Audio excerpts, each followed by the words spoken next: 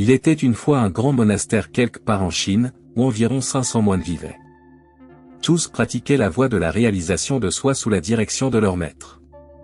Un jour, un homme se rendit au monastère pour devenir disciple. Il dit au maître zen, « Seigneur, je veux me connaître, je veux connaître la vérité. » Le maître zen le regarda et dit, « Si tu veux connaître la vérité, tu devras mettre ta vie entière en jeu.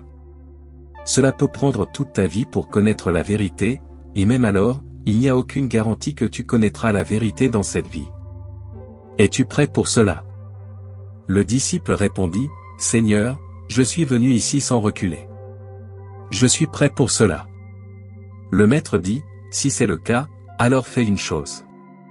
Il y a 500 moines dans ce monastère. Occupe-toi de la tâche de battre le riz pour eux. Continue de battre le riz du matin au soir. Quand tu es fatigué, va dormir. Et quand tu te réveilles le matin, recommence à battre le riz.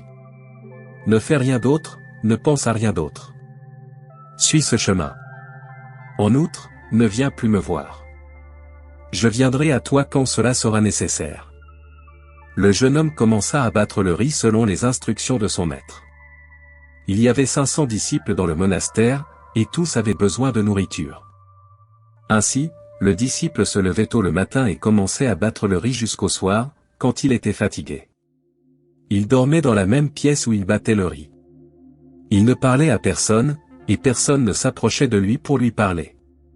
Pendant quelques mois, alors qu'il battait le riz, toutes sortes de pensées lui venaient à l'esprit. Cependant, lorsque ces pensées ne trouvaient pas de nouveaux sujets, elles disparaissaient d'elles-mêmes. Lentement, ces pensées commencèrent à diminuer. Après quelques années, il avait même oublié son propre nom. Il restait toujours silencieux et continuait à battre le riz dans un état sans pensée. Il ne méditait pas et ne lisait aucune écriture. Les disciples les plus anciens du monastère le considéraient comme insignifiant et bien inférieur à eux. 12 ans s'écoulèrent ainsi. Après 12 ans, un jour, le maître zen annonça que son temps final approchait et qu'il devait choisir son successeur, qui serait le leader du monastère après lui. Ainsi, tout disciple ayant atteint l'autoréalisation devait écrire quelques lignes près de la porte du maître la nuit, des lignes couvrant toute son expérience. De nombreux disciples pensèrent à le faire. Un des disciples les plus anciens s'y rendit et apporta quelques lignes. Il connaissait bien les écritures bouddhistes, et tous les disciples le considéraient comme le possible successeur du maître. Il écrivit, « L'esprit est comme un miroir sur lequel la poussière des pensées et des désirs s'accumule. Nettoyer cette poussière, c'est la méditation. Lorsque la poussière est enlevée et que le miroir de l'esprit devient clair, le salut est atteint. » Quand le maître se réveilla le matin et vit ces lignes, il fut très en colère et dit, « Quel idiot a écrit toute cette absurdité sur mon mur ?» Le disciple le plus ancien resta silencieux. Cependant, les lignes qu'il avait écrites contenaient de la sagesse, mais c'était une connaissance superficielle. Le disciple le plus ancien était très intelligent, il avait écrit les lignes, mais il n'avait pas signé en bas car il ne savait lui-même pas s'il avait raison ou non, étant donné qu'il n'avait pas atteint l'autoréalisation. Le maître rejeta complètement ces lignes. Tout le monde fut surpris. Cet incident devint un sujet de discussion dans tout le monastère. 2 disciples passèrent devant le disciple qui était arrivé il y a 12 ans et qui battait le riz jour et nuit. Ils le virent écrire quelque chose sur le mur. Curieux, ils s'approchèrent et lurent les lignes, rien à dire, rien à écrire. Juste battre le riz. Juste être présent. Ces lignes étaient simples, directes et sans ornement. Quand le maître zen se réveilla et vit ces lignes, il sourit et dit, « C'est mon successeur. » Le disciple qui avait écrit ces lignes était le même qui était arrivé il y a 12 ans et qui battait constamment le riz. Il avait atteint l'autoréalisation par sa dévotion et sa concentration totale sur la tâche simple de battre le riz.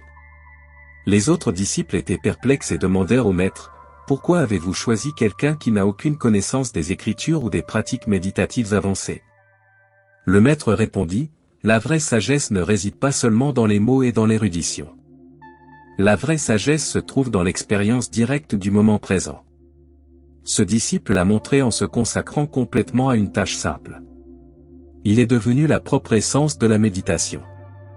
Le disciple choisi comme successeur devint le nouveau leader du monastère. Il continua à enseigner les enseignements du maître zen, mettant l'accent sur l'importance d'être présent et de se consacrer pleinement à chaque moment de la vie. Sa simplicité et sa sagesse touchèrent profondément les cœurs des disciples, et le monastère prospéra sous sa direction.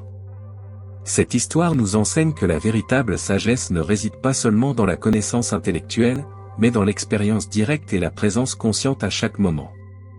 Parfois, les leçons les plus profondes se trouvent dans les tâches les plus simples. En nous consacrant pleinement à ce que nous faisons, nous pouvons découvrir la vérité et atteindre l'autoréalisation.